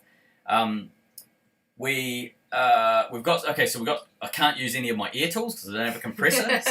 so we're struggling with some of the big stuff like that. Next week, we'll sort it next week. Yeah. So now that we've got the electrics basically done. Amazing. I need to get my head back into the boat and the mechanical sides of things. I've had my head in this for a week now. Are all the cable runs done then? So we've done about 80 to 90% of the single phase. But the important thing is we've got the circuit board, the distribution board is all done with all the safety switches and RCDs and all that sort of stuff. That's finished. that was the critical thing to me, because we can always add circuits in later, but all the safety stuff is already sitting there ready to go. So at the moment, the saloon's wired up, the editing studio's wired, the cabin next door's wired, the wheelhouse is about to be wired. The galley's all done, which is the biggest load in the boat, is the galley pretty much. That's finished, and so today we're doing the wheelhouse and the engine room, and then the only one that hasn't been wired up is the 2 rooms and the freezer room, which is a pretty simple job to do that. But shore power has been relocated, so we had it coming up through the wheelhouse. That's now coming in through the back of the saloon, and we've upgraded a lot of the cable runs. The generator, the 5 kilowatt generator, that cable run's all done. We just need to connect it to the generator, but that's relatively straightforward. But yeah, so sort of 80% of the single phase electrics are finished now. When the big genset gets here and when the electric motor is installed, we'll be able to start doing the 3-phase electrics. There's not a lot of 3-phase electrics. It's pretty much all in the engine room. So there's nothing that needs 3-phase like up in the boat for any machinery or anything like that. So we're not going to extend that cabling anywhere else. It doesn't need to go anywhere else. So that generator is pretty much isolated just to the get home motor, and the get home motor won't be installed for a while because we're still waiting on parts and it's a cash flow thing and so on. George? See you, George. See you, mate. So the get home motor will be basically bolted down somewhere so it can't fly anywhere, but it won't be installed straight away. We'll install the bits that we're waiting on, such as the sprockets on the coupling, because we can only do that before the gearbox goes in, and then everything else can be built after the fact. And we need to build sort of quite a bit of an elaborate gear reduction system. So the gearbox will be 4-to-1 reduction. We still need another 3.5-to-1 reduction, but we also need a clutch mechanism or a disconnect mechanism, because when that main engine is spinning, if we had it all connected, the electric motor would be spinning at like 9,000 RPM or something crazy. So we have to disconnect that motor from the drive system. Turn it into a generator. Basically, yeah, and eventually into a fire. RPM would probably come apart like a bomb. Yeah. So it would be a generator for an amount of time, and then it would be a source of ignition. Yeah. And shrapnel. Yeah, shrapnel and fire. Yeah. It goes well. That could be the name of the rock band. Shrapnel and fire and the air compressor. Beer keg. Sorry, what was that? Yeah. I missed it, I guess. Did the beer keg? Right. Yeah. Exploding beer keg with exploding motor. The guy that built it was an idiot. So it was a good plan. It was a good idea. It just didn't function quite right. Yeah, and there was some information that we didn't know. We didn't know at the time. Yep. So, yeah, the kegs have a lifetime of what's it cycles. called? Cycles. Yeah. So they don't keep to their strength the whole life cycle. They fatigue over time. Given that it's stainless, it fatigues over time. But also the main issue was that the weld that I did wasn't purged on the inside. Yeah. So it's sugared on the inside, which means it will fail at that weld on the inside at some point. And when it does, there's roughly 700 cubic feet of air that will come out of that tank all in a hurry.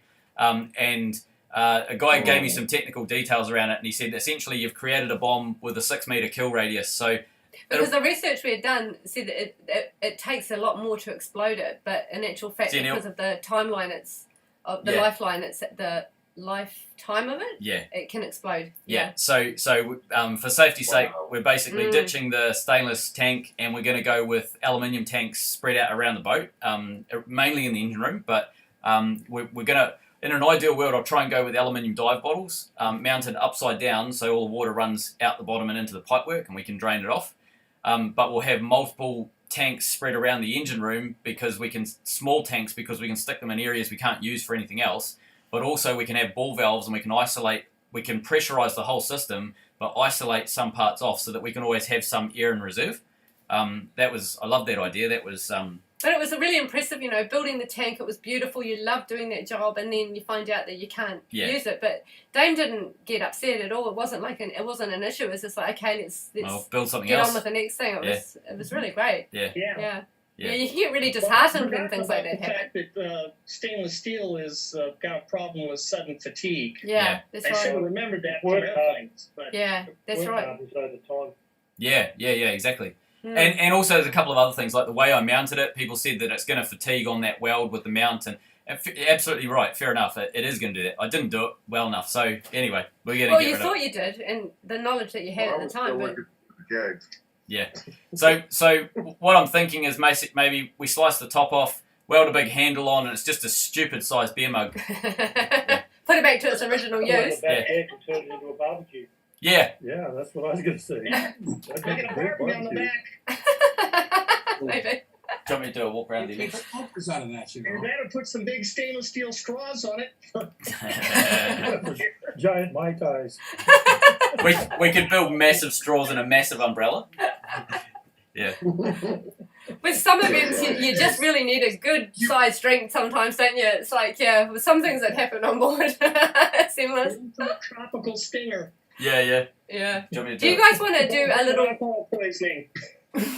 Do you guys want to? We've made it possible for you, to show you the electrics through the boat, so you could show through just through the galley, and maybe check out the motor. Go down the boat and check out the motor. Yeah. All right. Yeah. Damien. Yes. Yeah. We're talking about isolating the get-home motor from the prop shaft. Yep. While the get-home motor's not in use. If you look into electromagnetic clutch. I'm going to pass that across to my engine mechanical specialist, Daniel. Daniel? Yes, go ahead. Have you guys looked into electromagnetic clutch coupling for the get-home motor to the prop shaft? Yeah, the one that I've looked at it, I've worked with before is from Warner, WARNER, Warner Clutch and Brake. Yep. They make them. And like I say, I've used them over the years. They're quite expensive, minimum probably $2,000 for one of them, if not bigger, larger. Physically, like I say, to mount them, to do that, yeah, we can. Also, the problem is because the massive amount of torque is what becomes a problem. Yeah. In other words, think about you got a 30 horsepower motor, the electric motor to start with. It's going to go through a 4-to-1 reduction through the gearbox. And then it's going to be about a 3-to-1 going down to the prop shaft. You're going to wind up with almost like 800 foot-pounds of torque on that shaft. And you're gonna get pretty spendy to get something that will reliably take that kind of torque. What about a locking differential out of a car, out of a four-wheel drive or something like that? Well, we talked about a spread unit where you actually have where it engages itself. Yeah. The problem is being able to engage it in a moment's time. And one thing to factor in is that when the main engine shuts down for whatever reason, it's going like everything's going to be stationary. It's not like we're trying to engage this while it's spinning. Like, do you know what I mean? Like the main engine's going to stop. We're going to wonder what the hell's going on. By that stage, the RPM will go down to 0, and then we'll start engaging the electromotor. Do you see what I mean? So like a mechanical clutch is possible. You may be in a situation where you want that to be as quick as possible because you may be up against rocks or something like that. That's why the electromagnetic shaft clutch came to mind for me. But yeah, I can see when where you're short something, you're going to need it fast. Yeah. Yeah. It's not going to go out when it's nothing around to bump into. It just won't. Yeah. So my thought was to actually go to using their shift mechanism. See, where we Duncan? actually got stored air. And I've actually got a valve for that already. So that physically to go ahead and pull the valve and it would automatically engage the drive, mechanically engage the drive. Yeah. And then you just turn the motor on to make it run. How we get to that point, whether it's a belt drive or like a timing belt drive, for an example, or whether it's a clutch, a Sprague type clutch where it locks together, it's going to have to withstand that kind of torque. So that's the engineering part that we're still working through right now. What about a big timing chain?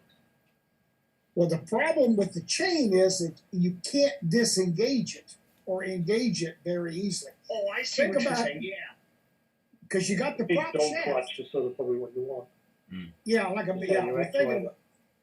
exactly. We're thinking about a big dog clutch where you could actually take an air cylinder and just shift it into picturing something like that with teeth and maybe to the clutch on the one side, to the engine, to the motor, the electric motor. That's what I was picturing. Yeah. Yeah, because so you got the motor, and then it's mounted to the gearbox and it's sticking out horizontally, and the prop shaft is below it. So to get from here down to here, and you got 800 foot-pounds torque on approximately a 4-inch diameter shaft. So we're going to have to, you're going to have to wind it, and then you're going to have to wind it with a dog-type clutch, or you're going to have to wind it with a massive timing belt to be able to handle. And the engineering part of it, you can't use a V-belt because they will not, they at the rated horsepower, or the rated torque, even with the D-width belt, which is an industrial belt, that's 3/4 inch wide.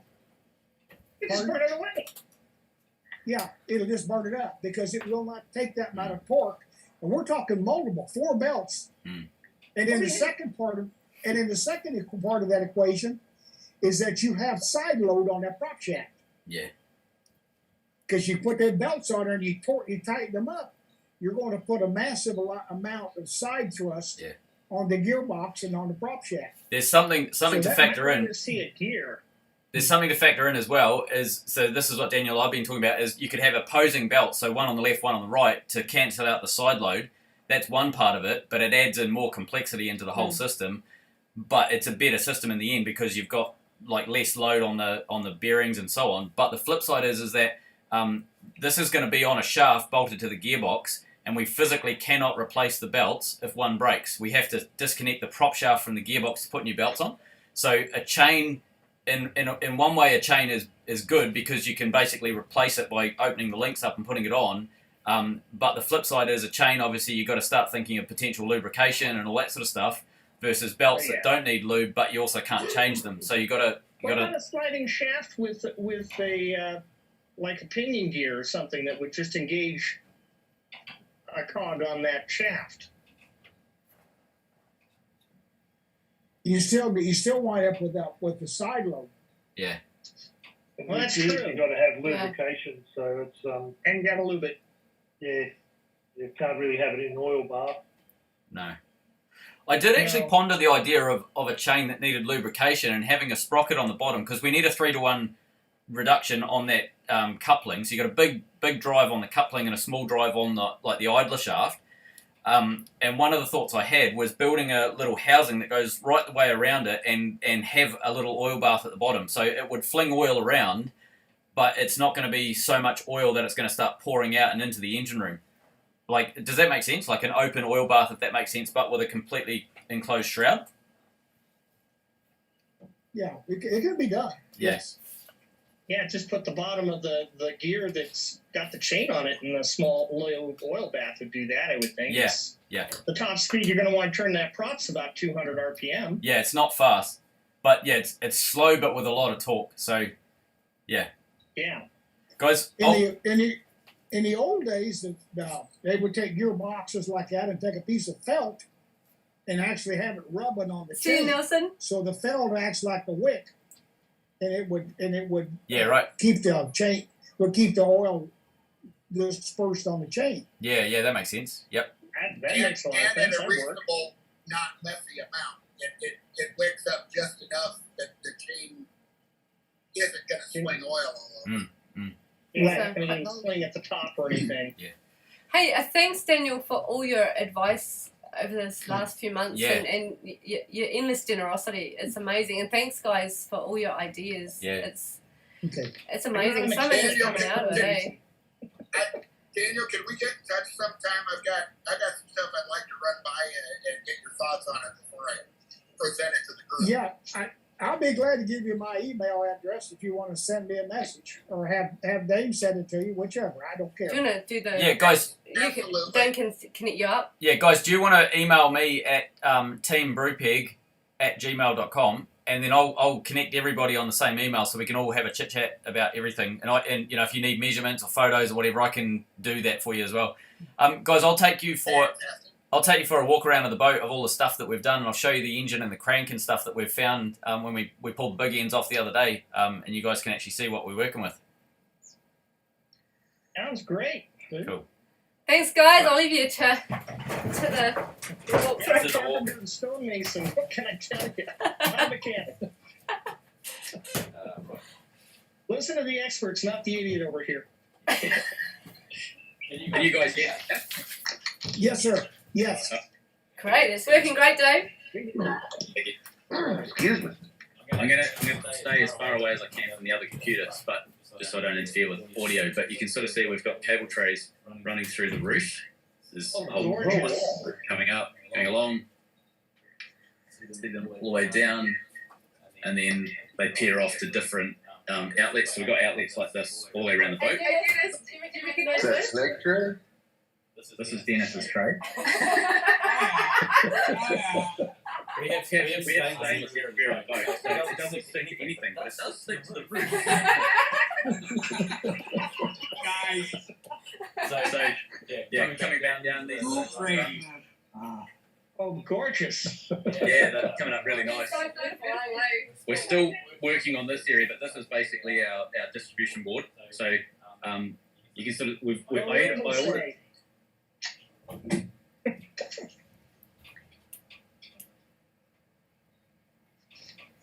Can you read them from there? I've got to look now. Yeah, I couldn't for a second. Keep switching around. Yeah, wheelhouse. I was half expecting to see make it go. Make it go. Now, is everything? So what Is we've got, right? everything- So we've got basically shore power, genset, and then this is our safety switch so that we can flick between shore power and genset, and it breaks the connection before it makes the new connection. Oh, and good. We're sticking in these little lights so that we know that we've got power coming into the shore power. So even if this safety is still on, but for whatever reason shore power is being disconnected, we'll know because of this light. So we're doing this is essentially all of the safeties for the boat, safety switches and things here, and then we've got inverter 1, and we've got to get another one of these, but inverter 2. So we're running 2 different inverters. Then we've got the safety that runs these breakers here. So this is all the various different bits and pieces that we've got loads going to.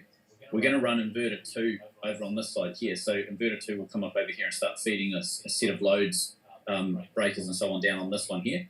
And then we've got some spare space that I've donated to Duncan. So for engine monitoring and things, if he wants to do any electrical monitoring, that's going to be in that area there. And this whole thing sits inside this timber cabinet in the wheelhouse. So at the top here, this is going to be our Wi-Fi's and routers and all of that sort of gadgets up there. Down the bottom here, this panel here fits inside this area here. So when we open the door, you're going to see all the breakers and electricals down the bottom, and then we're going to see hardware at the top that we can't stick anywhere else. Very cool. Yeah. Very cool. And at a glance It's of gonna be the a nice cabinet, you've got a good view of what's going on. I like Yeah. it. Yeah. So YouTube box will go back in here.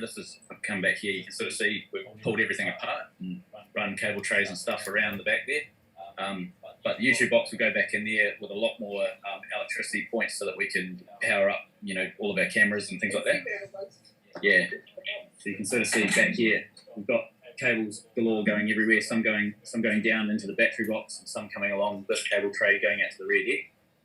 And then if I come this way, you can see we've got big cable trays. You can sort of see right the way along. Nice. And then they come. So rather than doing a joint up here in the cables and then bringing a single cable down to a power point, we've come through the cable tray with a cord, and then we're doing down to a socket. We're joining it at the socket, and then we're going back up and carrying on. So it means that we have less joins overall. So rather than having a joint here and a joint there, we've only got one join down there by doing it this way. So less connections in the boat. Accessible too. Yeah, we've got more coming over here. So power point down here, and this big black one is yet to go through the deck, and that's going to the generator. So it's genset feed. We've got a massive, big stonking one here, which comes out to our shore power. So this is our shore power feed here. And then we've got solar negative, solar positive, shore power, and then a whole bunch of just GPO circuits, so spare circuits for PowerPoint. Out here, we've got this plug here services the back deck, and this one here is the actual shore power feed. So we'll tidy that up and we'll put a different plug on that so it screws in properly and it'll be waterproof. But these are all waterproof sockets as well. What else we got? Yeah, so more cable trays running along so that we can do whatever we want to do out there. We've got additional room for electricity. Yeah, all right, let's go with the motor. Yeah. So we've got. What you done with the beam? Yeah, the down the Goblin Town? Yeah, look. Safety first. and it's port and starboard. It looks like somebody's getting ready for Christmas too. Yeah, do you know the ironic thing is this has been our lights that we've been operating with for the last sort of 3 months or so. we don't actually have lights at the moment. You can lower it down now, Davey, and put the gantry right to the very back of the boat. Yeah, we can. All right, let me show you the engine. So we've stripped this light. We've stripped this light down. Sorry, guys, what was that? I said it looks like you've got your 3 bases covered with electricity, adequate, clean, and simple. Yeah, and everything's like you wouldn't believe. I'm saying as a cable infrastructure guy, that looks very nice. Yeah, nice. So, what we got here? So this is friend of mine used to teach electricians, told me, yeah, KISS principle works really well with electricity. Yeah, and we've tried to keep it so that it's really like obvious what we've done. So whoever comes after us can see, oh, it's really clear what they've done here and whatever. And everything's labelled up. So we will no doubt add circuits as we go. So that's why we've kind of left as much space as we can to stick a bit more in. Yeah. So I'll just spin you around and I'll show you what we found with the engine. So the aluminium sump that comes off trucks is quite hard to get. So we're going to swap that with Carl. He's going to give us a generator sump, which has a bigger reservoir, but it's also at the back. So that's kind of works out really well for what we need. So this holds, I think, 22 litres of oil, which like 10 gallons, something like that. The one we're getting, I believe, is roughly double. So we'll have a lot more oil capacity, which is quite nice. Obviously the heads are off this thing. We've taken the bell housing and the flywheel. So this is the truck flywheel. You can see where the pressure plate, the clutch used to wear. And then I got this big steel adapter here machined ages ago, and that allows me to bolt a truck flywheel to this aluminium piece here and onto the marine gearbox. None of that's needed on this new engine, so that can all be gone with the gearbox when we sell that. What we do need to take out though is the crank. So you can sort of see this is bits of the sand and stuff that we mentioned. It's all there and all done, but what I'll show you is there's old wear and new wear. So these are your bearing shells. You can see that sort of orangey colour. That's wear. Yeah, so this is old wear. This is basically the engine hasn't had enough oil changes and so on, or dirty oil, whatever, and it's worn that bearing through. What there is though is there's scores in these bearings that have come from the sand. So it hasn't run for long, but it's run for long enough to basically score up the bearings. Now it doesn't matter because the bearings were shot anyway, so they needed to be replaced, and the crank needed to be checked and polished. But the sand has gone through them. What we were hoping is that we'd be able to save the crank. Now the main bearings on the crank has got too much wear, so it does need a grind. The crank has been ground already to 10 thou big ends and mains, so it'll go down to probably 20 thou, I'd say, if you regrind this crank. But the crank is still savable. It's still a perfectly usable crank. It just needs a crank grind. But all of the main bearings are the same. They've all had a little bit of scoring. I can't say for certain that it's the sand or it's the previous wear, but I'm pretty confident it's the sand because you can sort of see where the oil gallery on some of the outlets, you can sort of see it's picked up sand and sort of hooked onto it and scored it. So I'm pretty confident that it's the sand that's done it. How much is in the filter if you haven't taken it out? I haven't taken it off yet. That's the next job. We were going to slice that up. That's got to have quite a bit of sand in there, I would think, to get past the filter. Yeah, we think it's probably about a handful of sand roughly that's gone into the engine in total. So it's not catastrophic, but it also hasn't been run for very long. So in terms of damage, it's still thick and shit. Yeah, it's still, But the flip side is none of this matters because it's completely independent of the new engine. So because of you guys and everybody that donated to GoFundMe, it's almost completely irrelevant. It's just an interesting engineering thing that this is what happens when you don't clip in your oil and you have a whole bunch of rubbish go through it. Yeah, you're killing a diesel engine faster with dirty oil than anything. Yeah, so the rest of it looks in pretty reasonable condition. Like, it's old and it needs a bit of a recon, but the rest of it's reasonable. The only thing we're going to save off this though is the sump, the block, the crank, and fittings out the back. So these fittings break; they crack quite often, and they're really hard to get these days. So we're going to take that fitting off and give that to Carl as well. But other than that, the rest of it's going to the scrapyard. Yeah. Now this is Brupeg's old engine that was in it originally. That's correct. That's the original engine that Duncan, Dennis, and myself and Jess pulled out. That's the motor that we dropped. Yeah. I was thinking that someone had put sand on it when it was down there, but you said it looked it's been run with sand in it. That's amazing. It's been run with sand in it. So when we pulled, and the reason when we pulled the sump off, a bunch of it fell from the bottom of the sump onto the crank. So it's possible for any other thing. Right on. Yeah. So what we are thinking though is pulling some of the parts off this, and we're going to have them as mementos to give to certain people and things. And I'm thinking the pistons would make an excellent, great big Viking beer mug type thing. They do need a handle, but we have. It'll be a limited edition run of 6. No more will ever be created, hopefully. Oh God! No more of those. Yeah, and then you can sort of see the physical size of all of these are the main bearing bolts, so they're pretty chunky sort of bolts that hold this thing together. And then all the bearing caps over here as well, so these will go with the block to Carl. So all of these guys here, so they're fairly substantial. It's a 2-bolt main, but they're fairly substantial sort of size. So yeah. I saw a pry bar on the other side there. Yes. There is. Oh, there it is.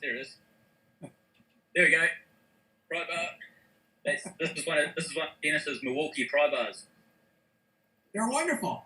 They are. They're fantastic. See, I'm going to clean it before it goes on camera, Dennis.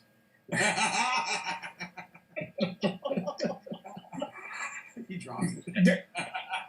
Does it have the magic properties of a snap-on screwdriver? No, it doesn't. No. I only snap-on come with that. Oh, that's how that works, huh? Yeah, that's why you pay so much money for snap-on. That's right. Yeah. The Matco comes defective. That wind is coming right up. I'm going to jump inside so we can get out of the breeze. All right. I love your shirt. My minion shirt. Yeah. Oh, thanks, guys. Thanks for joining us. We'll go and get back into the wiring with the guys. And Yeah. Thanks for all your Go do advice. some work. Stop talking to us. So for those that need it, email us at teambrupeg@gmail.com, and then we can. Yeah, sorry, teambrupeg, all one word, @gmail.com, and we can put whoever in touch with whoever else and organise things and so on. But it's been awesome catching up with you guys. Yeah. Who knows? It's good Maybe to see I'll send Jess you an feeling so Alamo well. card. Thanks. Yeah. Yeah, I'm feeling good. Yeah. Yeah. Pacing Happy myself. anniversary, guys. Thanks. Yeah. Thank you. Next time. Yeah. Yeah. No boat Take- racing. Take care, guys.